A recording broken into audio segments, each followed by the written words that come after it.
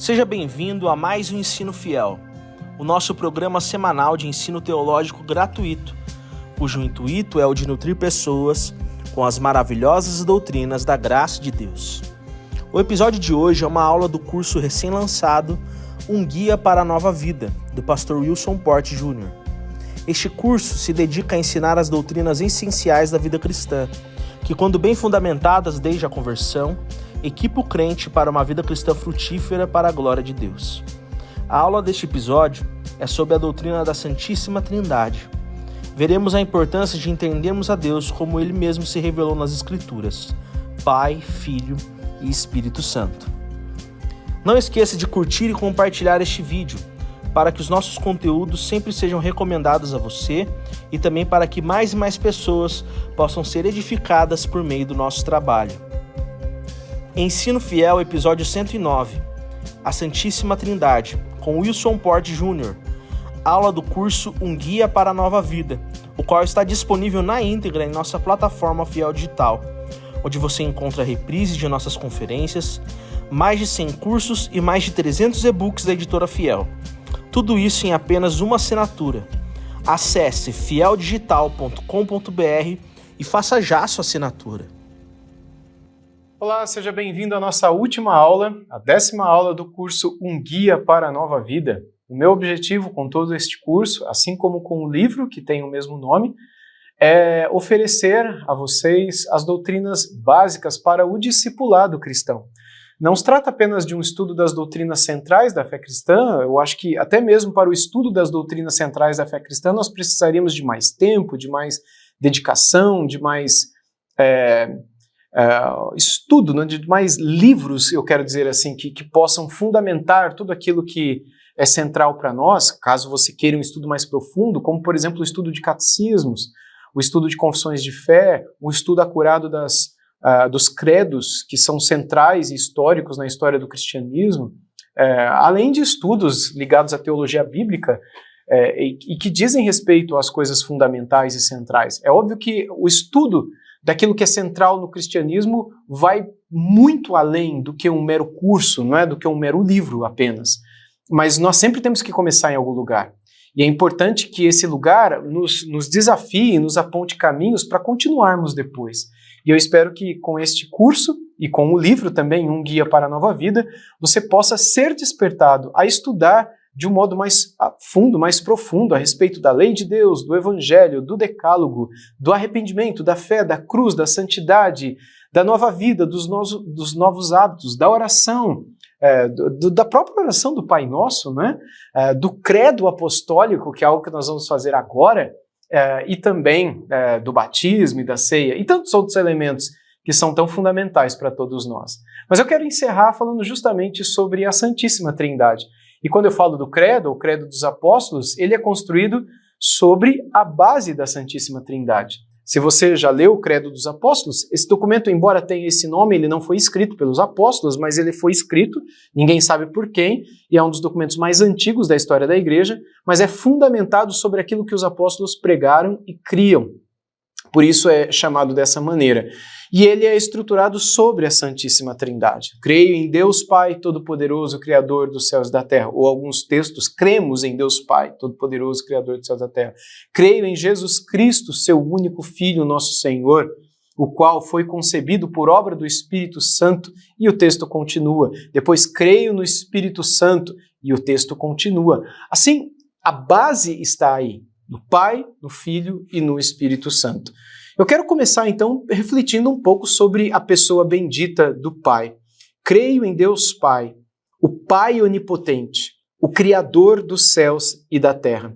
Moisés, lá no Salmo 90, ele disse o seguinte nos versículos 1 e 2: Senhor, Tu tens sido o nosso refúgio, de geração em geração, antes que os montes nascessem e se formassem, a terra e o mundo, de eternidade a eternidade, Tu és Deus. Moisés, ao escrever essas palavras, demonstra a sua fé, não somente naquele que cria os céus e a terra, mas naquele também que é o refúgio para todo aquele que deseja ter segurança na sua vida proteção e perdão e, enfim, direção e razão de ser na sua própria existência. O Credo Apostólico, que é o documento, como eu disse, escrito no início ali da história do cristianismo, ele começa com essa expressão: creio em Deus, Pai onipotente ou todo-poderoso, criador dos céus e da terra. E a questão é, por que Deus criou os seres humanos? Por que Deus criou? Deus nos criou para que nós nos relacionássemos com Ele, para que nós o desfrutássemos, para que nós o conhecêssemos e nele tivéssemos prazer para todo o sempre. Deus é pessoal e ao mesmo tempo infinito. Deus é trino, Pai, Filho e Espírito Santo, e impressionantemente Ele nos criou à sua imagem e semelhança como seres que podem se relacionar uns com os outros e com Ele também. Desde o início, Deus mostra em sua palavra, não é, que Ele cria todas as coisas absolutamente do nada.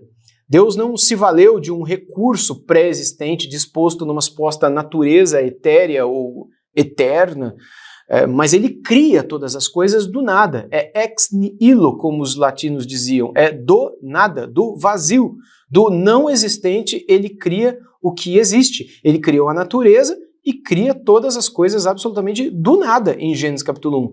A única coisa que ele não cria do nada, aparentemente ali em Gênesis, é o ser humano, que ele cria a partir do barro, não é? Do pó da terra, mas o resto, ele disse, haja luz e houve luz. Haja isso e houve aquilo. Faça surgir animais, e os animais surgiram pela sua palavra de poder. Deus afirma que criou algo que vai além do que havia chamado de bom anteriormente, no final da sua criação, que é talvez o máximo de um padrão estético aos olhos do próprio Deus, não é? E que governaria junto dele tudo aquilo que havia sido criado e que ele afirma ser muito bom. E a expressão bom aí tem a ver com esteticidade mesmo, né? com beleza, com algo agradável a ele. E assim ele cria o ser humano também. Bom, a criação de Deus ela é toda boa. Deus vê que todas as coisas são boas e ele tem prazer na sua criação. O texto diz que tudo era muito bom.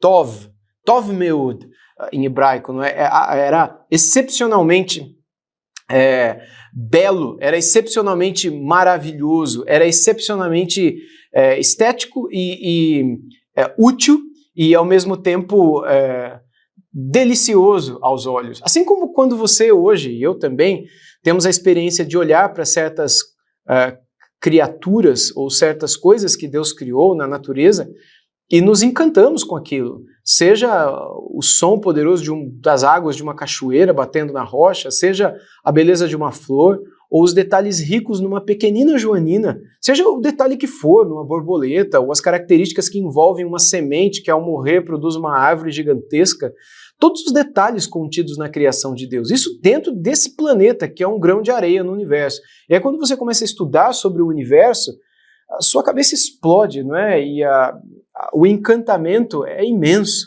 com tudo aquilo que o nosso Deus criou para a nossa alegria, para a nossa satisfação e para que nós o adorássemos enquanto víssemos nessas coisas criadas inúmeros atributos dele presentes ali. Seu poder, sua engenhosidade, sua glória, sua autoridade, sua supremacia, sua bondade, e, enfim, seu cuidado e tudo mais. Nós cremos, portanto, em um Deus que é onipotente, que é o criador de tudo que há, nos céus e na terra, coisas visíveis e invisíveis. Deus está no centro de tudo, Ele cria todas as coisas e todas as coisas falam dele, sem que você perceba. O Salmo 19, já mencionado aqui nesse curso outrora, não é? Os céus declaram, proclamam a glória de Deus e o firmamento anuncia as obras de suas mãos. Um dia discursa outro dia e uma noite revela conhecimento a outra noite. Não há linguagem e também não há palavras, e deles não se ouve nenhum som. No entanto, por toda a terra se faz ouvir a sua voz e as suas palavras até os confins do mundo. Mesmo que nós não vejamos o Senhor ali, mesmo que nós não escutemos a voz do Senhor ali, silenciosamente, Deus está presente e fala sempre conosco por meio de tudo o que Ele criou. inclusive por meio da natureza, inclusive por meio das virtudes que são colocadas diante dos seres humanos, que são vivenciadas por ele. Assim, na nossa espiritualidade, nós devemos considerar a contemplação da natureza, a contemplação das palavras das Escrituras com relação ao Pai, e refletirmos nesse cuidado, nessa determinação amorosa, nesse zelo protetor, nessa providência prodigiosa da parte dele para com a sua vida e para com a minha vida. Ele é digno de toda adoração, de toda honra, de toda glória, de toda gratidão, de todo deslumbramento e contemplação diante da beleza da sua santidade, do seu cuidado sobre nós. Quando nós pensamos no Deus Filho, o Credo dos Apóstolos continua dizendo: creio em Deus Pai, Todo-Poderoso, Criador dos céus e da terra, creio em Jesus Cristo, seu único Filho, o nosso Senhor. Isso nos lembra, de João, o apóstolo, escrevendo sua primeira epístola no capítulo 5, no versículo 20, dizendo: também sabemos que o Filho de Deus é vindo e nos tem dado entendimento para reconhecermos o verdadeiro. E estamos no verdadeiro, em seu Filho, Jesus Cristo. Este é o verdadeiro Deus e a vida eterna. João e todos os cristãos do primeiro século, todos aqueles que conviveram com Cristo, reconheciam que estavam diante de Deus ali, do Deus encarnado ali, o Deus Filho. Essa pessoa da Santíssima Trindade que é enviada e que uma vez encarnada como o Messias, ele cumpre todos os propósitos, todos os decretos de Deus relacionados a ele para a nossa redenção.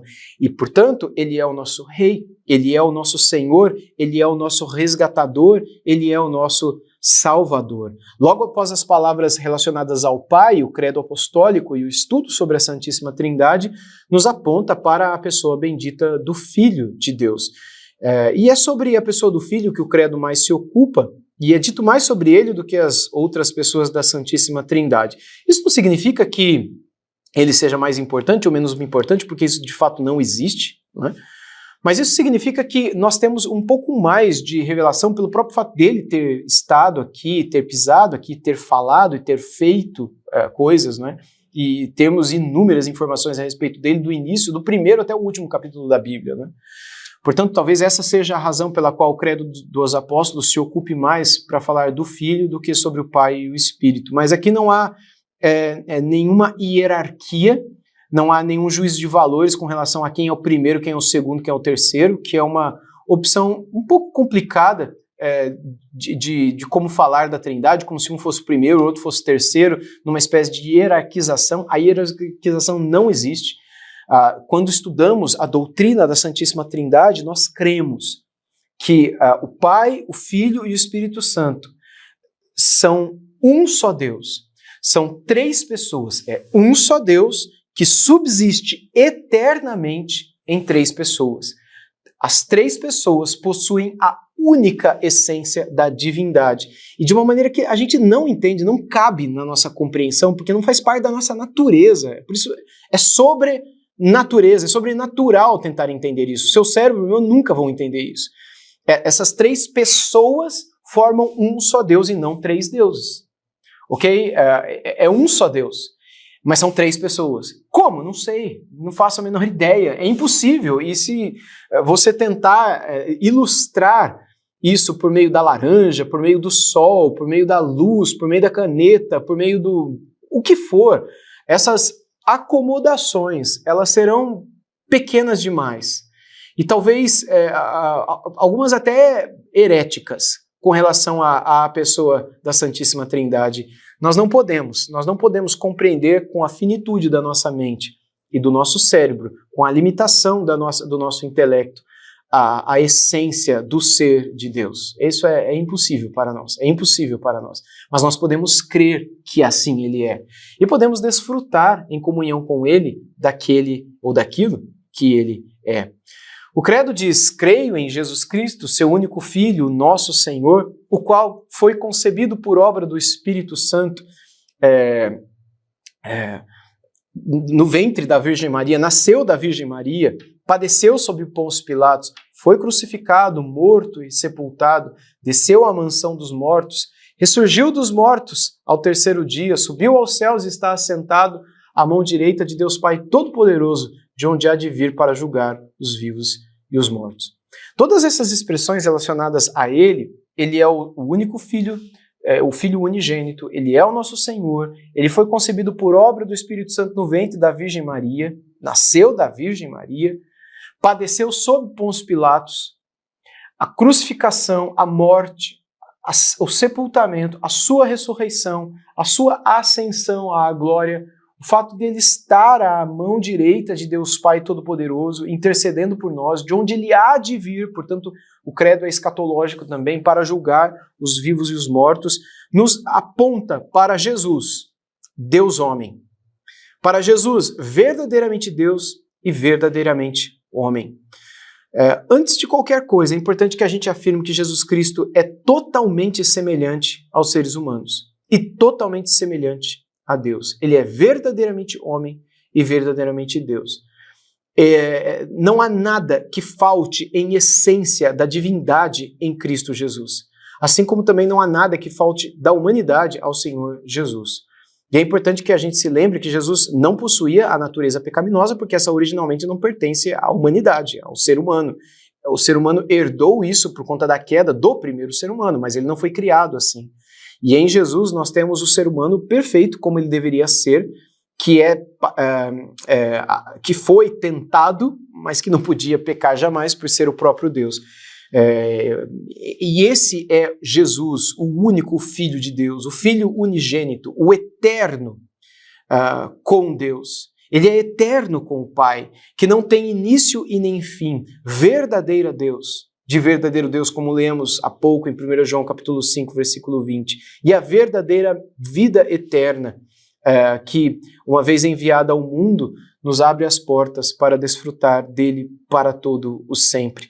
Quando, no início da história do cristianismo, alguns irmãos definem que ele foi gerado, ele é eternamente gerado, com isso eles não estão dizendo que em algum momento na eternidade ele foi gerado, até porque isso seria uma contradição. Não existe momento na eternidade. A eternidade não possui tempo, por isso ela é eternidade. E é outra coisa que não dá para tentar entender com a finitude do nosso intelecto. A eternidade não é uma linha onde você vê tudo o que aconteceu, a eternidade é um ponto. E você não tem que dizer ele foi criado. Se ele foi criado é porque ele não existia. Então, se houve um tempo em que não havia o Filho, naquele tempo não havia o Pai. O Pai não era Pai. Se ele não era Pai, ele era o quê? E se Jesus é criado, ele não é da mesma essência. E se ele não é da mesma essência, ele não pode ser Deus. E se ele é Deus, ele é um tipo menor de Deus. Então, veja a confusão na qual nós podemos entrar caso caiamos na crença que alguns, infelizmente, na história da igreja caíram, acreditando que, ao falar de Jesus, estão falando de alguém menor do que Deus Pai. Como a heresia ariana, no início, pretendeu, e assim algumas outras tradições, inclusive arianas, com outros nomes nos nossos dias, ainda pretendem afirmar. Portanto, Jesus Cristo, ele é eternamente gerado no sentido de que o Pai sempre foi Pai porque o Filho sempre foi Filho. Na eternidade, ele é gerado no sentido de ser o herdeiro de tudo aquilo que é criado desde sempre. Porque quando se trata de eternidade, como Santo Agostinho escreveu, nós não podemos falar de antes, momento, quando, depois. Na eternidade, isto não existe. Portanto, se ele é eternamente gerado, isso significa que ele sempre existiu. Se ele está na eternidade, não há momento de início, de iniciação da sua existência. E com isso, os pais da igreja apenas afirmaram que ele é eterno, co-eterno, como depois afirmaram também com o Pai. Ele é verdadeiramente Deus, ele é verdadeiramente eterno, assim como o Espírito Santo também o é em todas estas coisas. Quando nós estudamos a respeito de Cristo, nós também temos que nos perguntar, né? Cur deo homo, não é como Santo Anselmo escreveu, não é, no seu famoso livro. Por que Deus se fez homem? E a razão é muito simples. Ele se fez um de nós porque essa era a única condição de nos trazer de volta para o lar, de nos trazer de volta para o céu, de termos os nossos pecados perdoados e lavados, de sermos transformados e regenerados, de não termos de sofrer eternamente a condenação que merecíamos sofrer. Alguém tinha que sofrer em nosso lugar, e esse alguém foi ele. E ele assumiu o nosso lugar em um estado de completa humilhação, para que após pudesse ser trazido a um estado de completa exaltação pelo poder do Senhor, do Espírito que agiu em sua vida. Enfim, quando nós olhamos para a vida de Cristo, nós reconhecemos que a sua humilhação o leva à exaltação. Exaltação que ele vivia também antes da sua encarnação. E a razão pela qual ele vem ao mundo é tão somente para nos conduzir de volta a ele, é para fazer de nós filhos e filhas do Senhor, é para olhar nos nossos olhos e nos dizer que o caminho que estávamos vivendo era um caminho de perdição, era um caminho de danação, de condenação, de destruição eternas. E ele veio para nos resgatar, para nos chamar, e mais do que isso, não é? Para dar a vida dele em nosso lugar. Por isso ele disse, eu não vos chamo de servos, porque o Senhor não dá a vida pelo servo, eu vos chamo de amigos, porque é isso que um amigo faz pelos seus. Veja o nível de relacionamento que ele quer ter conosco, de intimidade, de relacionamento em que há satisfação, alegria, gozo na presença de. E é isso que ele sente conosco, e é isso que ele espera que nós sintamos com ele também.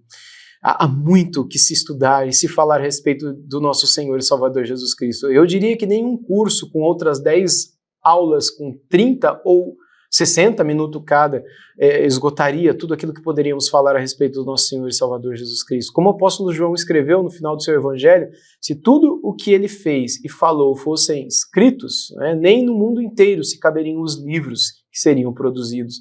E nem na internet inteira se caberia os cursos que seriam gravados, e nenhum ser humano seria capaz de esgotar tudo aquilo que nós podemos saber, crer, falar a respeito da pessoa bendita do nosso Senhor e Salvador Jesus Cristo. Pensando no Espírito Santo, na pessoa bendita do Espírito Santo, mais do que pensar na terceira pessoa, e eu acho que você já percebeu que eu não gosto muito dessa definição de primeiro, segundo e terceiro, porque dá a impressão de uma espécie de hierarquia, e essa denominação não é bíblica, primeiro, segundo e terceiro, né? Ela é sistemática de uma tradição sistemática mais recente, e nem todos os sistematas concordam com essa nomenclatura também, mas quando nós tratamos do Espírito Santo, nós estamos tratando de Deus de Deus. O Espírito Santo é Deus como Cristo, é Deus como Pai é Deus. Não há distinção, não há inferioridade, não há submissão sequer, subordinação entre as pessoas benditas da Santíssima Trindade. O Espírito Santo é tanto Deus como o Pai, é tanto Deus como o Filho. E nós vivemos em comunhão com Ele, plena, e é Ele quem habita o seu povo, o povo que Cristo resgatou com o seu sangue.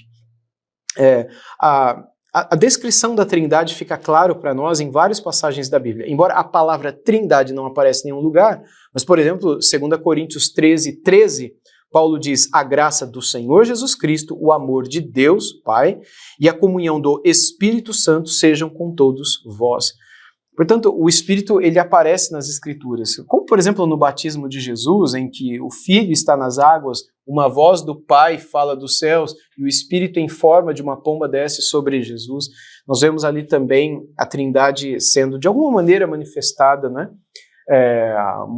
Demonstrada. Nós temos também no primeiro capítulo da Bíblia, no segundo versículo da Bíblia, quando fala que o Espírito de Deus pairava sobre a face das águas, né? E quando nós fazemos os paralelos entre os textos e descobrimos por meio do Novo Testamento que Jesus já estava ali em Gênesis 1, o Espírito Santo também e Deus Pai também, nós percebemos que não há progresso de revelação com relação à Santíssima Trindade, como também não há progresso como alguns, infelizmente, em algumas teologias ruins hoje afirmam, que é um progresso de identidade, como uma espécie de amadurecimento de Deus e de manifestações de Deus, que primeiro era o Pai, depois o Filho veio e se manifestou, e lá na frente o Espírito Santo que vem proceder do Pai e do Filho, numa interpretação errada dessa expressão que é patrística também, e como se ele fosse uma procedência futura somente, e não tão eterno quanto, tão Deus quanto, tão poderoso quanto, tão amoroso quanto, tão Deus quanto o Pai e o Filho. Pois bem, o Espírito Santo, às vezes chamado de Espírito de Cristo, além de outros nomes, como Espírito de adoção, Espírito de Deus, etc., né, é a pessoa da Trindade que habita o povo de Deus e nos capacita a vivermos em comunhão uns com os outros e com Deus Pai e Deus Filho. Sem o Espírito Santo, jamais seríamos capazes de orar, por exemplo. Sem o Espírito Santo, jamais seríamos capazes de amar a Deus. E sem o Espírito Santo, jamais você seria capaz de olhar para a palavra de Deus, de ouvir o Evangelho e crer em Cristo como seu Salvador. É Ele, o Espírito, quem nos regenera e opera em nós a santificação. Se a obra de Jesus na cruz, por meio de nós, é um meio de nos achegarmos a Deus, é somente quando o Espírito nos convence de nossos pecados que somos capazes de nos arrependermos e crermos na obra de Cristo e em nada mais para a nossa salvação. É Ele quem nos lembra das palavras de Cristo. É Ele quem opera em nossas vidas para nos ajudar naquilo que nós fazemos. É o Espírito de Deus quem nos convence, é o Espírito de Deus quem nos confere graça para muitas coisas que nós praticamos na nossa vida. É o Espírito Santo de Deus que inclusive intercede por nós com gemidos inexprimíveis quando nós nem mesmo oramos. O Filho também, Deus Filho, Jesus também intercede por nós. Então veja como a presença do Espírito Santo é tão importante para a vida do cristão e para a vida da igreja. Por isso, o Credo dos Apóstolos diz: creio no Espírito Santo, na Santa Igreja Católica, na comunhão dos santos, na remissão dos pecados, na ressurreição do corpo ou da carne e na vida eterna. Amém. O que todas essas palavras querem dizer? Creio no Espírito Santo é crer no Espírito Santo. E o que é a Santa Igreja Católica? Note, não é a Santa Igreja Católica Apostólica Romana, ok? Até porque isso não existia à época em que o credo foi escrito. A romana, embora havia uma igreja em Roma, ou aliás várias igrejas em Roma desde a época do Novo Testamento, mas essa instituição, Igreja Católica Apostólica Romana, veio a existir alguns séculos depois do início do cristianismo somente, né? Agora, a Igreja Católica literalmente significa a Igreja Universal, a Igreja de todos os lugares, a Igreja Mundial, a Igreja Internacional, e eu imagino que você já esteja imaginando outras igrejas também, né, que tem esse mesmo nome, mas é literalmente isso, e muito mais do que isso que a palavra católica, do latim, significa, a Igreja do todo, não somente dos cristãos que estão aqui na Terra, mas dos cristãos que estão no céu, dos salvos de todos os tempos, do povo de Deus que sempre existiu e sempre existirá. Todo esse povo que forma a família de Deus, a esposa de Deus, a noiva de Cristo, é chamado da igreja inteira, da igreja militante, da igreja triunfante, de todos aqueles que habitarão para todos sempre, inclusive aqueles que não nasceram ainda. Esses fazem parte dessa igreja do todo, ou seja, da igreja católica, que não é uma instituição, mas é a igreja de todos os tempos e que é fundamentada sobre a doutrina dos apóstolos. Por isso é uma igreja católica apostólica, mas não é romana. Embora exista a Igreja Católica Apostólica Romana, mas não é desta que o Credo dos Apóstolos trata. Quando diz eu creio no Espírito Santo e na Santa Igreja Católica, é que nós de fato cremos que pela presença do Espírito Santo de Deus em todo o povo de Deus, nós cremos na igreja.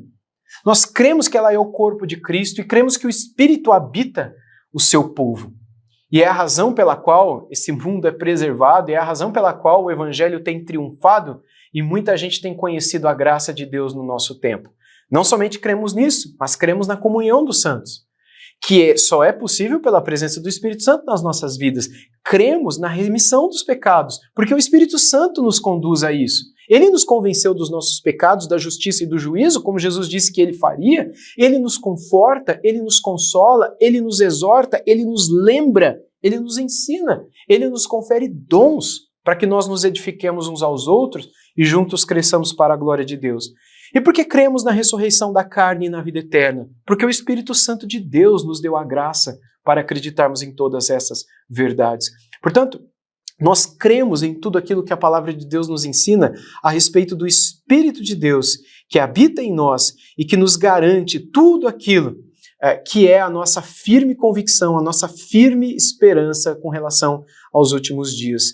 O Espírito é vida para todos nós e com ele nós aguardamos a segunda vinda de Cristo e a vinda do novo céu e da nova terra, quando experimentaremos em toda a plenitude a vida que o Espírito, por causa dos nossos pecados, tem nos permitido desfrutar apenas em parte nesse presente momento.